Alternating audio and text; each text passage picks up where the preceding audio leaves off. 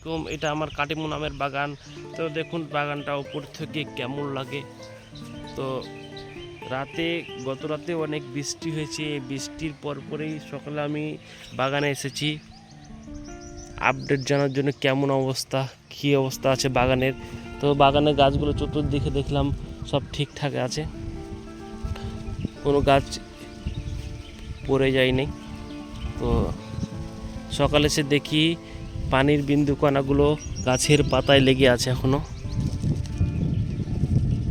তো মাশাআল্লাহ অনেক সুন্দর। এই যে দেখুন একটা গাছে কি পরিমাণ মুকুল এসেছে। এই মুকুলগুলো গুটি গুটি দানা বেঁধেছে। তো এইরকম আবহাওয়া চললে প্রতিটা মুকুলেই ভালোভাবে দানা বাড়তে শুরু করবে।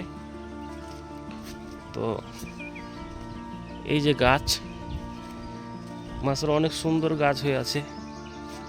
তো প্রতিটা ডালের মিডিল দিয়ে মুকুল বের হচ্ছে। এই যে আপনারা দেখুন, এটা জাত হচ্ছে কাটিমুন আম।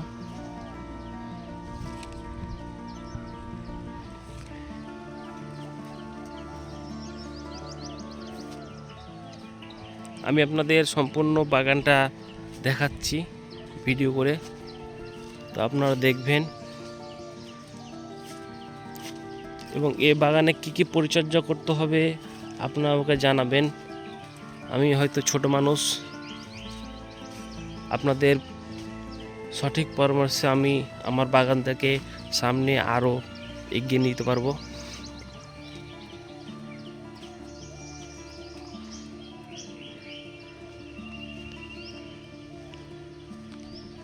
আমার এই বাগানটা আপনাদের কেমন লাগছে অবশ্যই জানাবেন। কেন বাগানের পরিচর্যার কমতি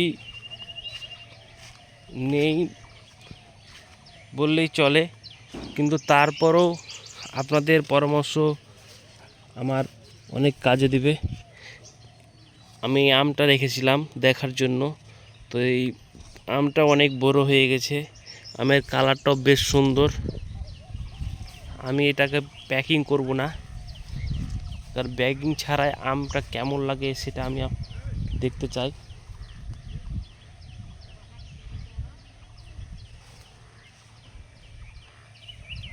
তো এদিকে একটা গাছ পাতার ভরে নুয়ে পড়েছে। তো এখন এই গাছটাকে বাঁধন দিয়ে সোজা করতে হবে। সোজা করলেই গাছটা সোজা হয়ে যাবে।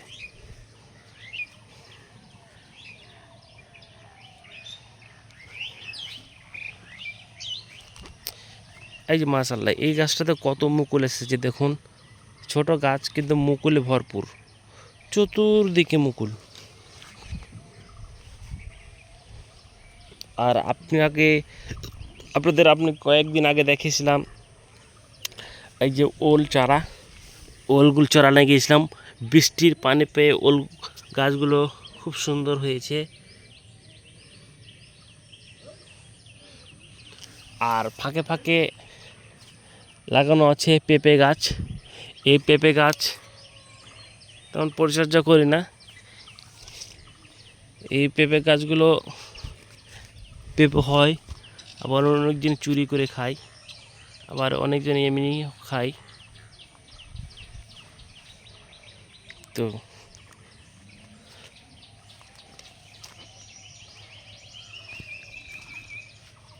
সকালের পরিবেশটা অনেক সুন্দর, শান্ত, হালকা মিষ্টি রৌদ্র উঠেছে। আবহাওয়া কয়েকদিন এইরকমই থাকবে, সামনে 10 তারিখ পর্যন্ত। কখনো বৃষ্টি কখনো রোদ, এভাবেই চলবে। তো প্রতিটা গাছে কাটিমনের মুকুল এসেছে। আমার পরিচর্যা শেষের ফলেই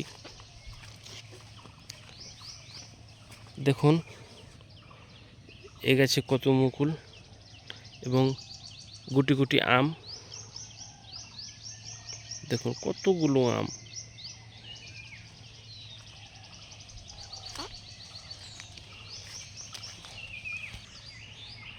এবং আম বাগানের ভিতরে একটা কাঁঠাল গাছ আছে। কাঁঠাল গাছটা 1 বছর হয়েছে লাগা, কিন্তু জমিতে জৈব সার অনেক দেওয়ার কারণে কাঁঠাল গাছটা দ্রুত বের হয়েছে। আমার এই বাগানে আজকে স্প্রে করছি, তো দেখুন গাছগুলোকে পরিষ্কারভাবে ধুয়ে দিয়ে স্প্রে করা হচ্ছে।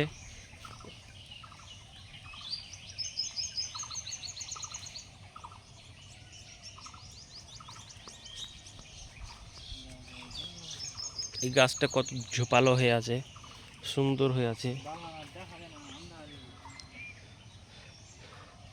আগে দূর থেকে বাগানটা দেখা যেত, এখন ভিতরে কেউ থাকলে দেখা যায় না। গাছগুলো অনেক ঝোপালো হয়ে আছে এবং 2 লাইনে সারিবদ্ধভাবে গাছ লাগার কারণে মিডিলটা ফাঁকা ফাঁকা হয়ে আছে।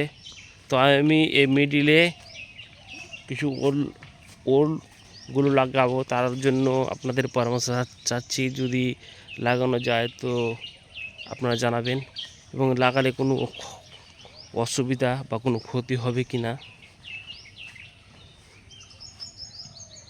ধন্যবাদ, আপনারা সুন্দর পরামর্শ দিবেন, এবং আমার ভিডিওটা ভালো লাগলে অবশ্যই একটা কমেন্ট করে যাবেন। ধন্যবাদ আপনাদেরকে।